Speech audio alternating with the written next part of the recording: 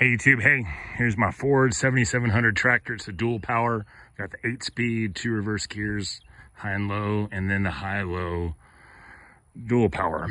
Anyway, when I first got it, I didn't know if it was stuck in low because of the way the shift pedal was oriented.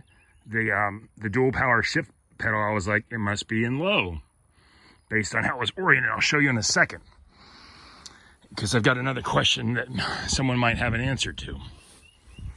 Like this seat, my seat's real comfortable, but I think these springs are kind of loosey-goosey and I need to either make them tighter or replace the springs. Maybe someone can tell me how to do that. Anyway, onto the dual power shifter. So that's the dual power shifter. And there's a little decal, little silver decal, and you can see on the decal it shows low.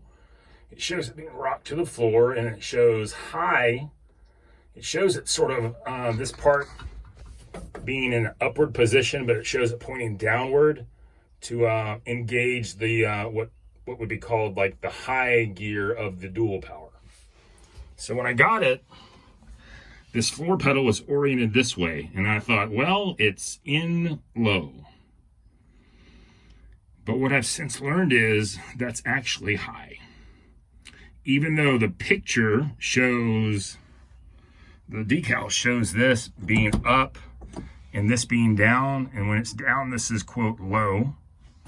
And then actually in the manual, and I'm going to insert it here in a second. I'm going to pause for a second.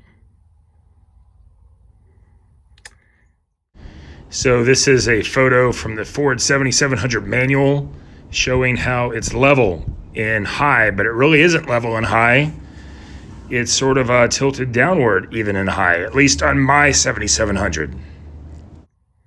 All right, so you just saw that diagram. The diagram shows this as being level when it's, quote, in high, and in this position when it's in low. But I'm telling you right now, this dual power deal is in high. And so when I'm going to crank the engine here in a moment, we're going to drive around in it. It's going to be kind of hard to do because I'm going to be driving and filming. But you can actually push down on this. And when you push down on it, even though there's very little travel room, it's like an inch. But when you push down, it totally goes into this lower, like momentary, as long as you hold it down, lower gearing. And it's my understanding that in looking through the Ford OEM manual that this, extra low of the dual power is designed to sort of get you through it like in a bind. Like if you're kind of bogged down, you need a little quick momentary burst of extra power, a lower gear ratio, you push down on this thing. So where I'm going with this is my first big tractor. I've been driving an 8N for a while and I love it. A little guy over there, and of course the 8N doesn't have dual power. It's a 49. And so when I got this, I was just assuming this is stuck in low, but it's not stuck in low. It's actually in high, even though the way the foot pedal is oriented would make you think it's in low, but it's not. All right, let's climb up in here. This is a 1977 Ford 7700. Bought this thing used off Craigslist and got a really great price for it. Everything works on it pretty good, except for I need to fix the air conditioning. The controls work, it's just the Freon's out. So I don't know what sort of Freon it takes, but I need to figure that out. So we're gonna depress the clutch, cranks right up, close the door. I need to replace the weather stripping here. I do not want to buy a $350 cab kit. I just need weather stripping for this door. These are pretty good. So right now, see, this is low. This is the low-high shifter here.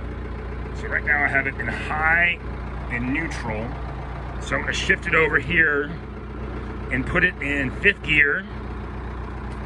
And I'm going to crank up the RPMs are right now at 900 up to like 1200 and release the clutch. I need to raise our bucket real quick.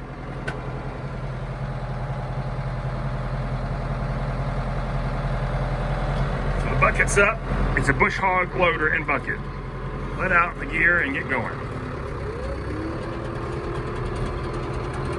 So this is dual power high, right?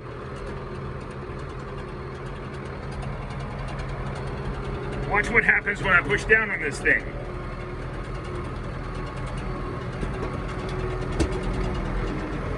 See, it slows down and it's just 1 inch of travel, like this much.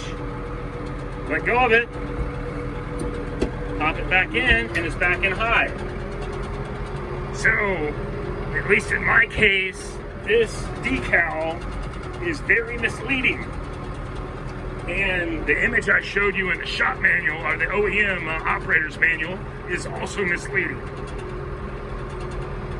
But I love it.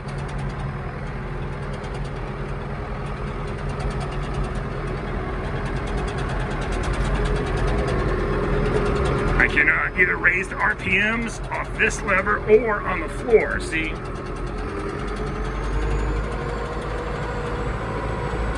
It's up to 1600. Let off the pedal, put in the clutch, come to a complete stop. Let's take it up to gear number 6.